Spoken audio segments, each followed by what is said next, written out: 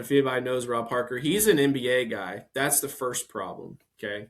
Yeah. He pissed me off. And I've actually called into a radio show one time to talk ball and actually talk to Rob Parker and another guy, another gentleman. I think it's a former Raptors coach way back. I can't think of his name. Anyway, talked with them. Nurse. No, it wasn't Nurse. It was a brother. I liked him as a coach and everything, and I just can't remember what his name was. Anyways, the point is, Rob Parker comes out on his podcast and he says, IU bought their championship.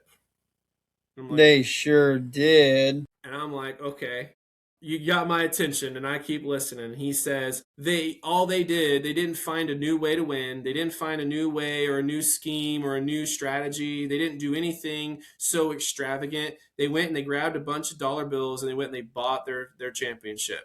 I'm like, okay, now you've pissed me off. So first of all, just for the record, everyone, Miami spent more money in the NIL and we beat them. They were in the top 10 in spending in the NIL. We were not. That's one problem right there, right? All of the teams surrounding Miami were SEC and Ohio State, just about, in spending. Guess who we beat this year? We beat Ohio State and we beat Alabama. We beat all of those teams spending less money, but we bought our championship. Makes no sense, okay? We brought in JMU guys from Division II. Like type teams, like Division II and then JMU guys. Those are the guys we brought in mostly. And we have Curt Cignetti, and you're actually going to take away what Curt Cignetti did. He's like, this isn't a Cinderella story. This isn't an unbelievable moment. This is just someone bought it. So Rob Parker, you're an idiot. You should just at least go look up stuff before you say shit like that. Just saying. That's not his first dumb take, nor will it be his last. That he is a dipshit. He does like to step out of his lane a lot and comment on things that he knows nothing about. So if you want to say somebody bought their championship, I don't know what team goes out there and buys 3-star recruits and 3-star transfers and says, hey, come join our team because we can win a championship with 3-star guys. Yeah, that guy is a moron. And who's the guy calling it? It's Kirk Herbstreit calling the game, right? Herbstreit and Fowler, yeah.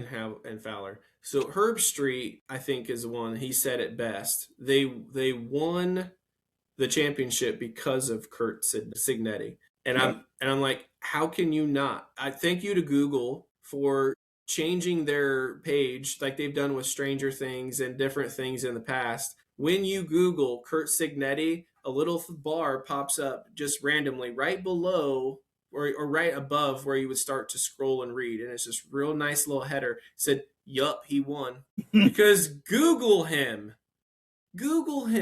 How can you say IU bought a championship when you bring in a guy that always wins and then comes in and he continues to win, doing it with 3-star guys and spending less money, but they bought one? How? Who did we pay?